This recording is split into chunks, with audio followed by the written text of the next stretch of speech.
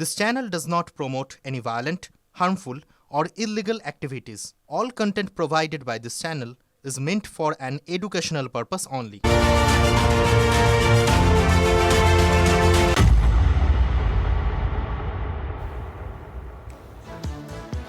নমস্কার, দেখছেন টিভি9 বাংলা। আপনাদের সঙ্গে রয়েছি আমি তন্নিষ্ঠা। আর আজ যে খবরের দিকে আমরা নজর রেখেছি, ইডি মমতা যে সংঘাত, সেই সংঘাত মামলায় আজই শুনানির আর্জি ইডি। প্রধান বিচারপতিকে মৌখিকভাবে আর্জি ইডির, প্রয়োজনে অন্য এজলাসে শুনানি হোক আর্জি কেন্দ্রীয় এজেন্সি। এজলাসে বিশৃঙ্খলার জেরে শুনানি মুলতুবি করে দেন বিচারপতি ঘোষ।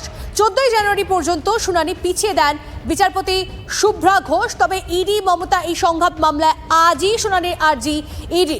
প্রধান বিচারপতিকে মৌখিকভাবে আর্জি ইডি, প্রয়োজনে অন্য এজলাসে শুনানি হোক আর্জি কেন্দ্রীয় এজেন্সির। 14 জানুয়ারি পরবর্তী শুনানি পিছিয়ে দেওয়া হয় এই শুনানি। তবে যেমনটা জানা যাচ্ছে, ইডি মমতার সংঘাত মামলায় আজই শুনানির আর্জি ইডির। প্রধান বিচারপতিকে মৌখিকভাবে আর্জি ইডির, প্রয়োজনে অন্য এজলাসে শুনানি হোক আর্জি কেন্দ্রীয় এজেন্সি। এজলাসে বিশৃঙ্খলার জেরে শুনানি মুলতুবি করে দেন বিচারপতি ঘোষ।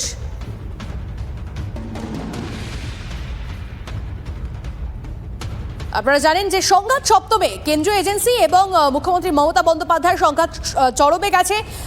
গতকাল আমরা যে ছবি দেখিয়েছি এবং তারপরে পথেও নেমেছেন মমতা বন্দ্যোপাধ্যায়, প্রতিবাদ মিছিল করছেন একদিকে, অন্যদিকে আজ যে শুনানি ছিল সেই শুনানি পিছিয়ে দেওয়া হয়েছে। তখনই ইডির তরফ থেকে আর্জি জানানো হয়েছে প্রধান বিচারপতিকে, মৌখিকভাবে আর্জি জানিয়েছে ইডি, প্রয়োজনে অন্য এজলাসে শুনানি হোক, কিন্তু আজ হোক এই আর্জি কেন্দ্রীয় এজেন্সির। এজলাসে বিশৃঙ্খলার জেরে শুনানি মুলতবি করে দেন বিচারপতি ঘোষ।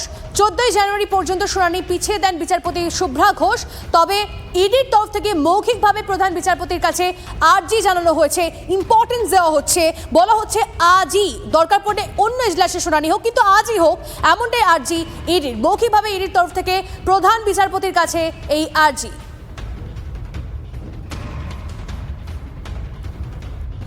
কোর্টে প্রচুর ভিড় হয়ে গেছিল, তো জজ সাহেব লয়ারদের রিকোয়েস্ট করেছিল যাতে বাইরে চলে যায়। অনেক লয়ারকে শুধু বলেছিল যারা অ্যাসিস্ট করছে তাদেরকে বেরোতে বললো। আমাকে ফার্স্টেই বললো যে you please take your seat first, মানে I am not coming within that. হ্যাঁ, তো জজ সাহেব যথেষ্ট চেষ্টা করেছিল, একটু হই হচ্ছিল, তা সেই জন্য জজ সাহেব আজ শুনলেন না, বললেন না আমি এইভাবে